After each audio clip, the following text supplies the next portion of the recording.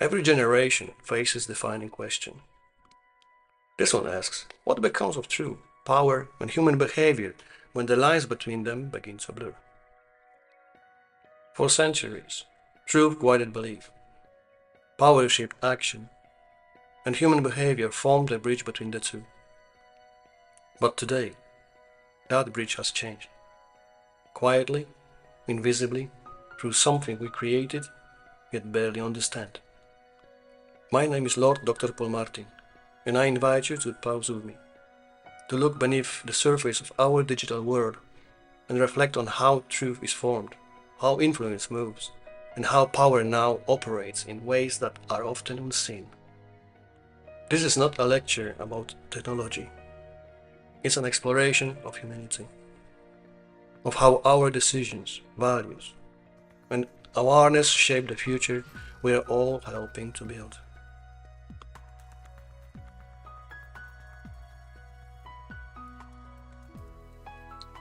Power used to be about ownership, land, resources, armies, institutions.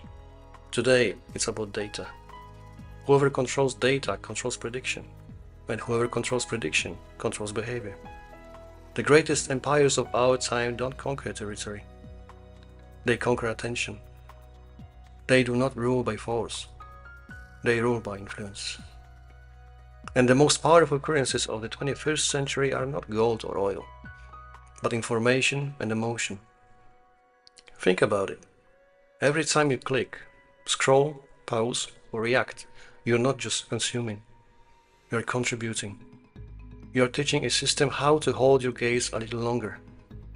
These systems don't demand obedience, they cultivate it subtly. They shape what we see, what we think, and even what we want, all in the name of convenience. The real shift is this. Power has become ambient. It doesn't live in parliaments or palaces anymore. It lives in platforms, invisible, decentralized, and constantly learning. And when power is hidden, accountability is hidden with it.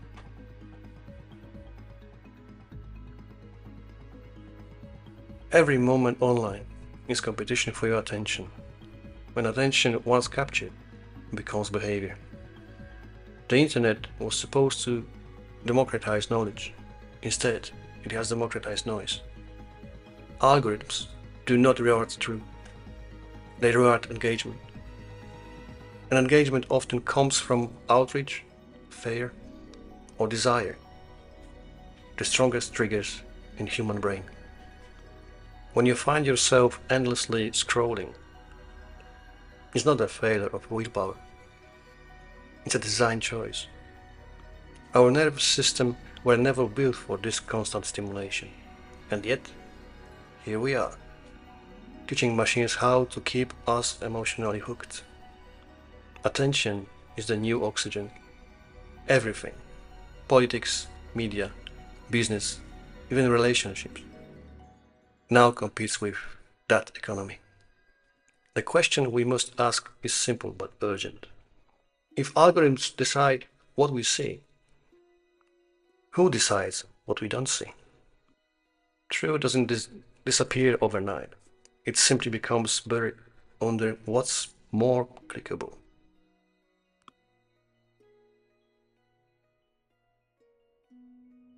Let's talk about why it works. We are not rational creatures that occasionally feel. We are emotional beings that occasionally think. And the systems built around us understand that better than we do. Modern algorithms, they don't just predict what you click. They predict what will make you feel.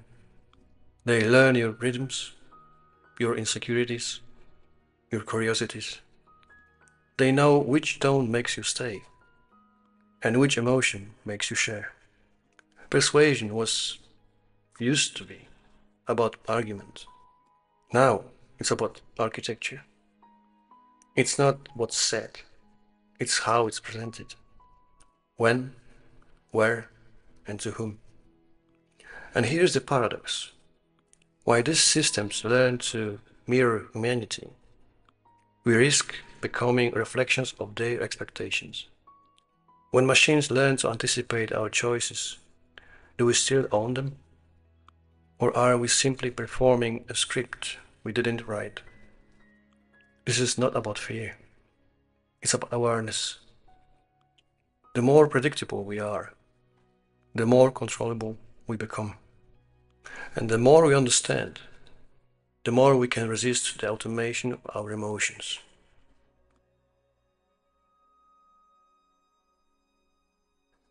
Now, let's enter the age of synthetic reality, a time when technology can recreate a person's voice, face, and gestures with frightening accuracy.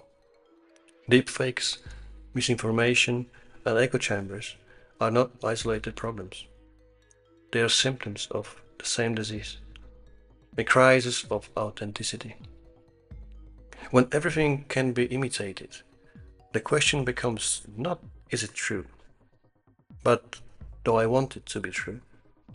And once desire replaces evidence, truth becomes fragile.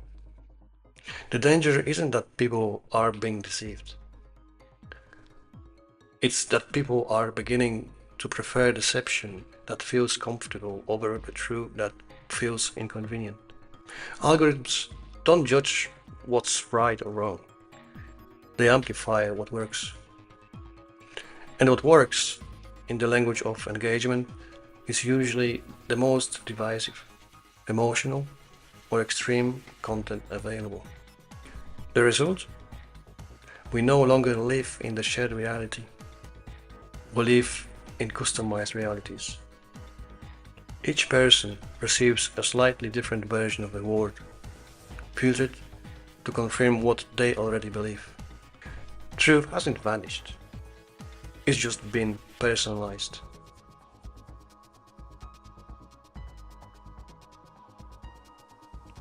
Every system trains its users, and every user trains the system. When you open your phone, your behavior becomes feedback. Every click becomes data. Every post becomes preference. Every preference becomes prediction. What started as convenience has evolved into conditioning. You are being gently shaped by the systems we build to serve us. That's the quiet genius and quiet danger of algorithmic design. It doesn't tell us what to do. It makes us want to do it. The boundary between choice and suggestion is becoming thinner every day. And yet, there's a beautiful irony here. The very systems that try to know us can only predict us through patterns, not meaning.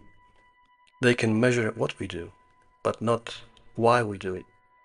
That's why the depth of human intent is where freedom still lives. We must protect that.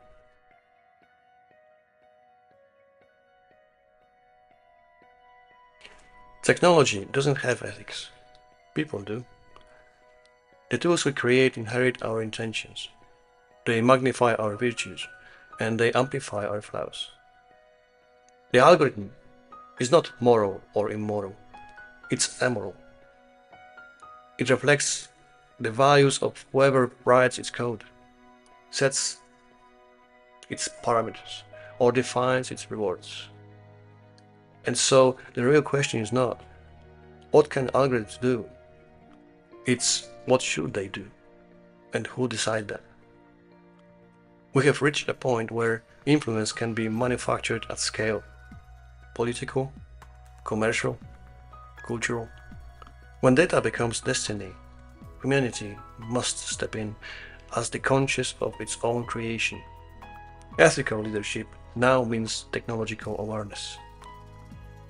It means asking whether convenience is worth control, whether innovation respects dignity, and whether progress serves people or simply profits.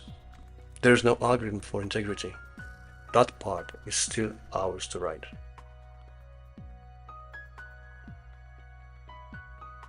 So, how do we respond? First, through education. Not just digital literacy, but digital wisdom. The ability to question, to discern, to pause. We need to teach people, especially the young, not only how to use technology, but how technology uses them. Second, through mindfulness, the simplest act of awareness, noticing your own reactions, breaks the automatic loop. Pause before you click. Ask why something triggered you. In that small space of reflection, freedom begins. Third, through community. Human connection is the strongest antidote to algorithmic isolation. Talk to people outside your circle. Listen to those who see differently. Let dialogue replace division. And finally, through accountability. We must demand transparency from those who design and deploy these systems. If an algorithm shapes society, it must also answer to society. This is not about abandoning technology. It's about mastering it, consciously, ethically, humanly.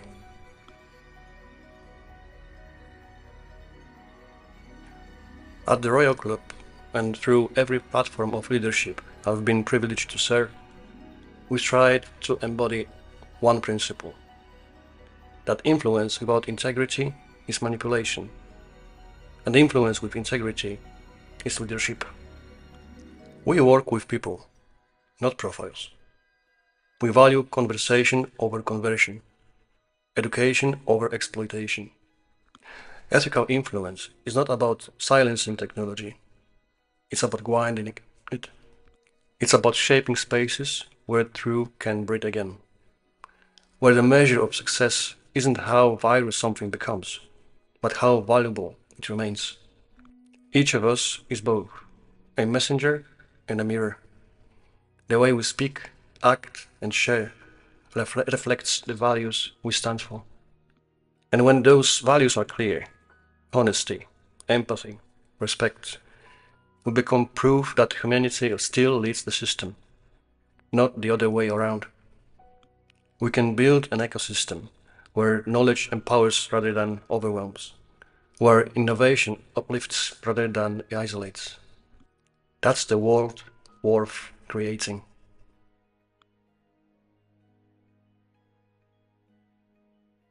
Influence can be a weapon of manipulation or a compass of integrity. The difference lies in intention. Every word we share, every design we create, every system we build carries that choice: to control or to guide. In an age where algorithms shape attention and data defines desire, the true measure of progress is not what technology can do, but what humanity chooses to do with it. Because no matter how advanced our systems become, they will always mirror the values of their creators. Truth still depends on honesty. Power still demands responsibility. And influence still begins with character. In the end, technology doesn't define morality. We do.